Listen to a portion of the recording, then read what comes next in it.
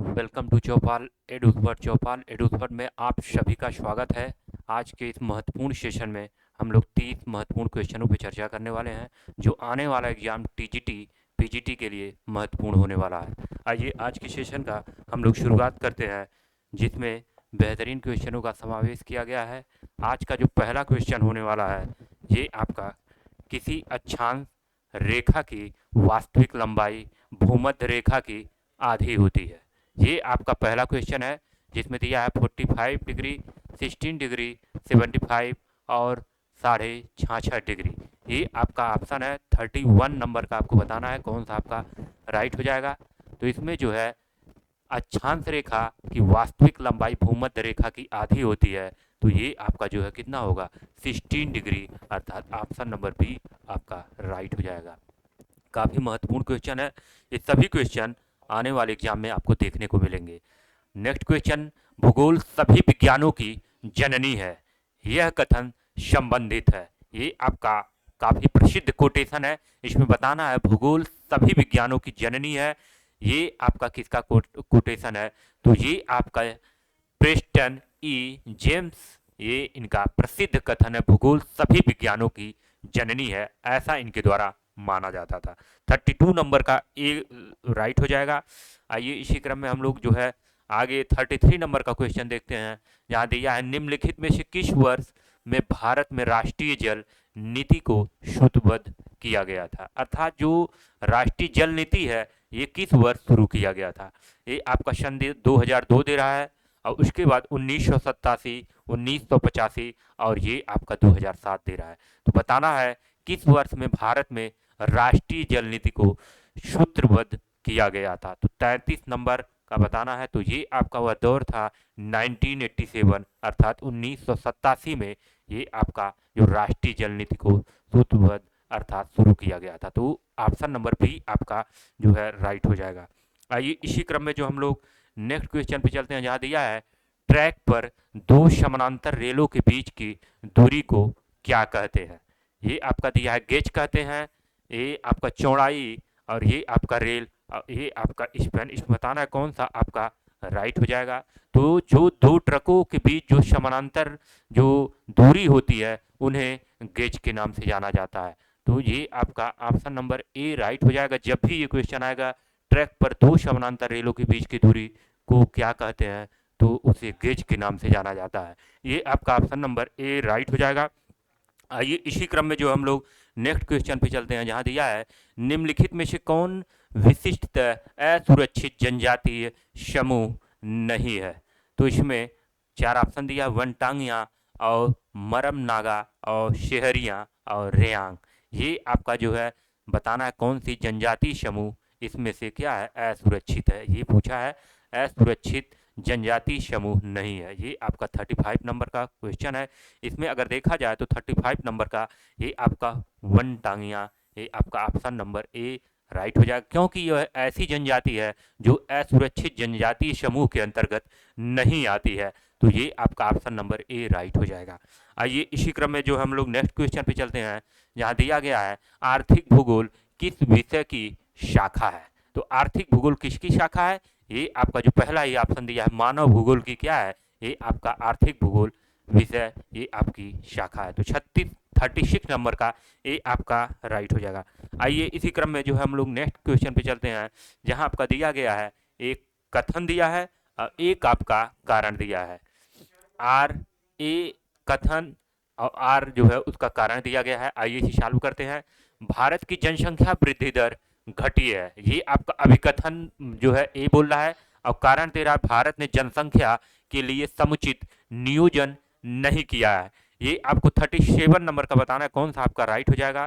तो ये दोनों ऑप्शन सही है, लेकिन ये आपका जो है क्या है व्याख्या नहीं कर रहा है। तो ऑप्शन नंबर बी सही हो जाएगा। भारत की जनसंख्या वृद्धि दर घटी है और भारत ने जनसंख्या के लिए समुचित नियोजन नहीं किया। ये दोनों ऑप्शन सही है, लेकिन ये आपका व्याख्या नहीं करता है। ऑप्शन नंबर बी आपका सही हो जाएगा। 37 नंबर का बी सही हो जाएगा। आइए इसी क्रम में आगे बढ़ते हैं। गंगा के निचले मैदान के लिए निम्नलिखित फसल युग्मों में से कौन सा सर्वाधिक उपयुक्त है। तो इसमें देखा जाए तो ऑप्शन दिया है धान कपास गेहूं जूट, धान जूट और गेहूं कपास। तो ये आपका जो धान और जूट दे रहा है ये आपका गंगा के निचले मैदानों में प्रमुख फसल, ये आपका है ऑप्शन नंबर सी आपका राइट हो जाएगा। 38 नंबर का सी हो जाएगा। आइए इसी क्रम में जो हम लोग नेक्स्ट क्वेश्चन पे चलते हैं, नीली क्रांति से संबंधित है। आपका जो है विभिन्न प्रकार की क्रांति चलाई गई थी, जिसमें आपका एक होता है नीली क्रांति, एक श्वेत क्रांति, एक पीली क्रांति, एक आपका नीली क्रांति। नीली क्रांति को मछली पालन के नाम से जाना जाता है, ऑप्शन नंबर ए आपका राइट। और एपी कल्चर जो मधुमक्खी पालन है एपी कल्चर के नाम से जाना जाता है। नीली क्रांति के अंतर्गत ऑप्शन नंबर ए राइट हो जाएगा। आइए हम लोग जो है नेक्स्ट क्वेश्चन पे चलते हैं, जहां दिया भारत सरकार द्वारा कितने निर्यात प्रसंस्करण क्षेत्रों की पहचान की गई है, 10, 8, 7, 6।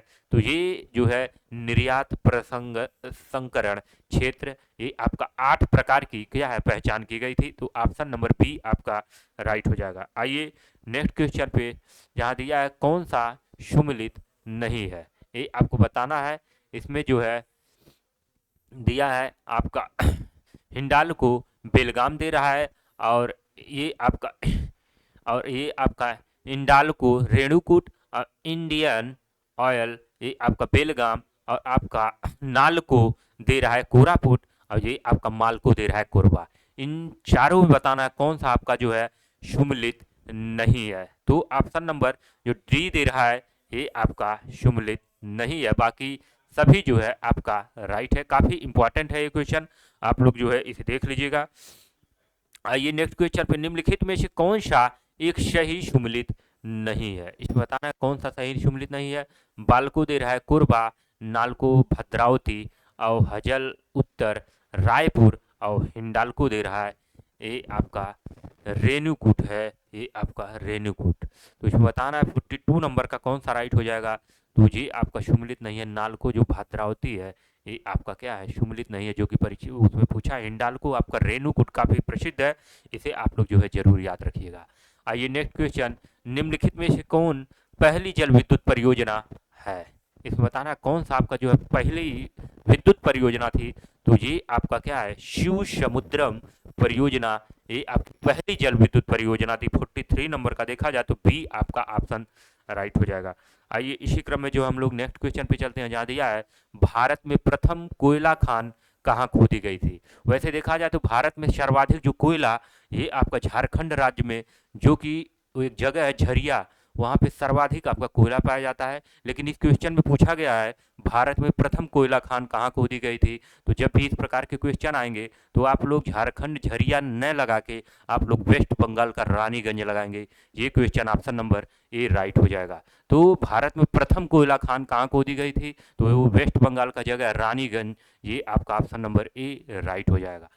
आइए इसी क्रम में जो हम लोग नेक्स्ट क्वेश्चन पे चलते हैं, जहाँ दिया गया भारत में कुल उपयोग योग्य जल संसाधन निम्नलिखित में से किसके द्वारा दर्शाया गया है। ये आपका 4 ऑप्शन दिया है, इसमें बताना कौन सा राइट हो जाएगा। तो ये आपका ऑप्शन नंबर जो बी दिया है 1122 घन किलोमीटर, ये आपका भारत में कुल उपयोग योग्य जल संसाधन ये आपका दर्शाया गया। तो ऑप्शन नंबर बी 1122 घन किलोमीटर ये आपका राइट हो जाएगा।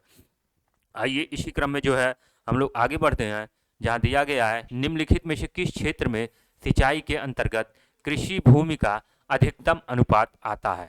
इसमें बताना है कृषि अनुपात का सर्वाधिक अनुपात किसके अंतर्गत आता है। 46 नंबर का बताना है। तो यह वह क्षेत्र आपका जो है पंजाब और हरियाणा मैदान, ये आपका जो है सिंचाई के अंतर्गत किसी भूमि का अधिकतम अनुपात आता है। तो वह क्षेत्र है पंजाब और हरियाणा में जो है सर्वाधिक आपका क्या है सिंचाई के अंतर्गत कृषि भूमि का अधिकतम अनुपात आता है। तो वह राज्य है पंजाब और हरियाणा, ये आप लोग याद रखिएगा। 46 नंबर का ए आपका राइट हो जाएगा। आइए इसी क्रम में हम लोग नेक्स्ट क्वेश्चन, भारत में शाल के वृक्ष संकेंद्रित है, अर्थात भारत में शाल के वृक्ष किस राज्य में पाए जाते हैं। तमिलनाडु, आसाम, झारखंड और मध्य प्रदेश दे रहा है। तो इसमें देखा जाए तो वह राज्य है मध्य प्रदेश, जो कि भारत के केंद्र में बिल्कुल स्थित है। तो वह राज्य है मध्य प्रदेश, जहाँ पे शाल के वृक्ष पाए जाते हैं। आइए हम लोग जो है नेक्स्ट क्वेश्चन पे चलते हैं, जहाँ दिया है निम्नलिखित में से कौन सा युग्म सुमिलित है। तो इसमें जो पहला ही ऑप्शन दिया है चंबल जो है गांधी सागर, ये आपका ऑप्शन नंबर जो है ये राइट हो जाएगा। ऑप्शन नंबर ए आपका राइट हो जाएगा, ये आपका ऑप्शन सम्मिलित है। आइए इसी क्रम में जो हम लोग नेक्स्ट क्वेश्चन पे चलते हैं, जहाँ दिया गया है निम्नलिखित में से कौन सा युग्म सम्मिलित नहीं है। इसमें बताना है कौन सा युग्म सम्मिलित नहीं है। काफी महत्वपूर्ण क्वेश्चन है, इसे आप लोग बताइए। 49 नंबर का अगर देखा जाए तो यह आपका आम्र बौछार जो दे रहा है महाराष्ट्र, ये आपका नहीं होगा, क्योंकि ये साउथ में ये आपका आम्र बौछार केरल हुआ, कर्नाटका हुआ, केरल में खासकर ये आपका आम्र बौछार होता है।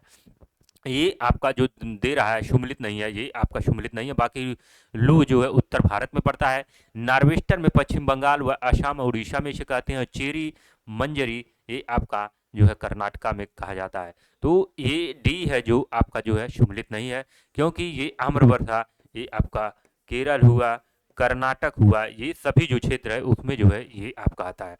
आइए इसी क्रम में जो हम लोग नेक्स्ट क्वेश्चन पे चलते हैं, जहां आपका दिया गया नीचे दो कथन दिए गए हैं, कारण आर दिया गया है और आपका अभिकथन नहीं दिया गया। आइए इसे पढ़ते हैं। अभिकथन तिब्बत पठार के ऊपर क्षोभ मंडल के मध्य भाग पर 500 मिलीबार स्तर पर तापीय प्रतिचक्रवाती दशाएं ग्रीष्मकालीन मानसून के समय उत्पन्न होती हैं। और कारण दे रहा है आर, तिब्बत पठार उच्च तली उष्मा स्रोत के रूप में कार्य करता है। ये आपका जो है 4 ऑप्शन दिया गया है, इसको आपको बताना है कौन सा आपका राइट हो जाएगा। तो ये दोनों ही जो कारण और अभिकथन दे रहा है दोनों ही सत्य हैं। ऑप्शन नंबर ए आपका राइट हो जाएगा। काफी महत्वपूर्ण क्वेश्चन है, इसे आप लोग जो है ध्यान दीजिएगा। आइए कोपिन के विश्व जलवायु वर्गीकरण में मध्यवर्ती गंगा मैदान की जलवायु प्रदर्शित की गई थी। तो 51 नंबर का देखा जाए तो वह ये आपका CWG द्वारा ये आपका किया गया था, प्रदर्शित किया गया था। तो इसे जो है CWG के द्वारा ये आपका प्रदर्शित किया गया था। तो कोपिन ने विश्व जलवायु वर्गीकरण में मध्यवर्ती गंगा मैदान की जलवायु, जब भी गंगा लगेगा तो CWG आप लोग मारेंगे, डी आपका राइट हो जाएगा। आइए इसी क्रम में जो हम लोग नेक्स्ट क्वेश्चन पे चलते हैं, जहाँ दिया है निम्नलिखित नदियों में से कौन सी पूर्व की ओर प्रवाहित होने वाली नदी नहीं है। ये आपका देखा जाए तो ये आपका प्रायद्वीपीय भारत है। मैक्सिमम नदियाँ आपका पश्चिम से निकल के पूरब की तरफ बहती है, लेकिन यहाँ पूछा है पूरब की ओर प्रवाहित होने वाली नदी नहीं है, अर्थात इन चारों में एक ऐसी नदी है जो आपका पश्चिम की तरफ बहती है, वह है माही नदी। ये आपका ऑप्शन राइट हो जाएगा। बाकी गंगा, कृष्णा और महानदी ये सभी पश्चिम से निकल के ये आपका पूरब की तरफ निकल गिरती हैं। तो ये आपका ऑप्शन नंबर ए से राइट हो जाएगा। आइए नेक्स्ट क्वेश्चन, गंगा का न्यूनतम बहाव किस अवधि में होता है। तो ये आपका जनवरी से जून तक ये आपका क्या होता है, न्यूनतम बहाव किस अवधि में होता है। काफी इंपॉर्टेंट क्षेत्र है, तो जनवरी से जून तक ये आपका गंगा का न्यूनतम बहाव होता है। तो ऑप्शन नंबर सी राइट हो जाएगा। आइए इसी क्रम में जो हम लोग नेक्स्ट क्वेश्चन चलते हैं, जहां दिया गया है अरब सागर में स्थित द्वीपों की सबसे महत्वपूर्ण विशेषता क्या है। सभी कोरल मूल के होते हैं, ये सभी आकार में बहुत छोटे होते हैं। तो आपका ये क्या है, सभी कोरल मूल के होते हैं। ऑप्शन नंबर ए आपका राइट हो जाएगा। अरब सागर में जो भी आपके द्वीप हैं वो आपका क्या है, कोरल मूल के है। तो ये आपका 54 नंबर का ए आपका राइट हो जाएगा। आइए इसी क्रम में जो हम लोग नेक्स्ट क्वेश्चन पे चलते हैं, यहाँ दिया निम्नलिखित में से कौन सा दर्रा अरुणाचल प्रदेश को तिब्बत से जोड़ता है। आघिल है, बोमडिला है, चांगला है और ये आपका बनिहाल है। 55 नंबर का आपको बताना है। तो ये आपका कौन सा दर्रा है, ये आपका बोमडिला, ये आपका महत्वपूर्ण दर्रा जो अरुणाचल प्रदेश को तिब्बत से जोड़ता है। ऑप्शन नंबर बी आपका राइट हो जाएगा।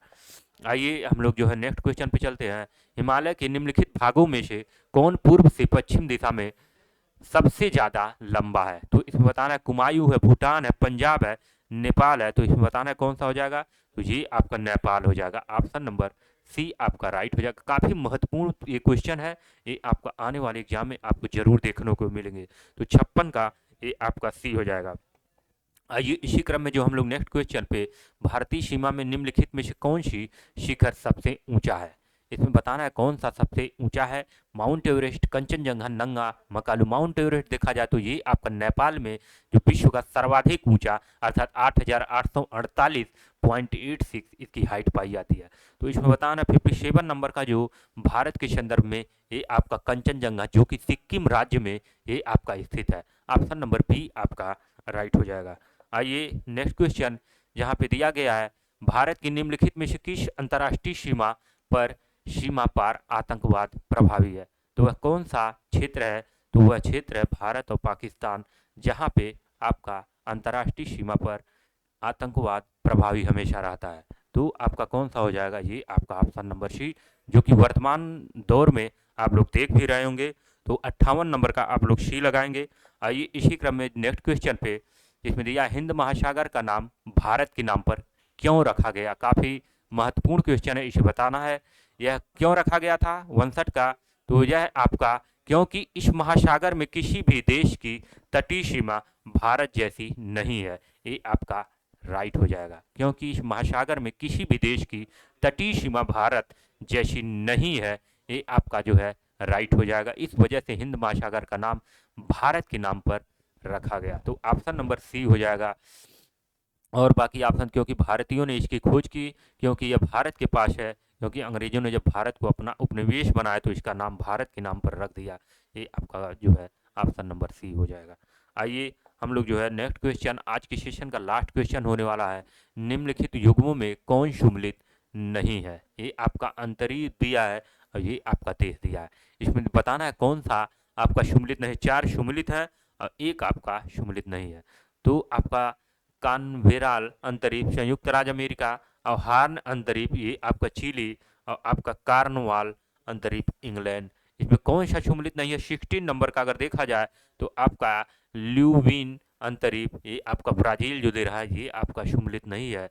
तो ऑप्शन नंबर बी आपका राइट हो जाएगा। दोस्तों, आज के इस महत्वपूर्ण सेशन में हम लोग 30 क्वेश्चनों पे इसी तरह से डेली हम लोग चर्चा करते हैं, और बेहतरीन तरीके से व्याख्या सहित आपको पढ़ना है तो आप लोग प्ले स्टोर में चौपाल एडुवर्ड पे ऐप डाउनलोड करें। वहाँ पे कक्षाएं बेहतरीन रूप से UP TET, C TET, L T grade, TGT, PGT के महत्वपूर्ण क्लास चल रहे हैं। तो दोस्तों, इस क्लास का मकसद होता है कि जो कंटिन्यू एग्ज़ाम तक आपका ये क्लास बेहतरीन तरीके से बेहतरीन क्वेश्चनों के साथ हम लोग कंटिन्यू जारी रखेंगे, तब तक जब तक कि आपका सिलेक्शन नहीं हो जाता, तब तक इस क्लास को हम लोग कंटिन्यू रखेंगे। तो आज के सेशन का हम लोग यहीं करते हैं। जय हिंद, जय भारत।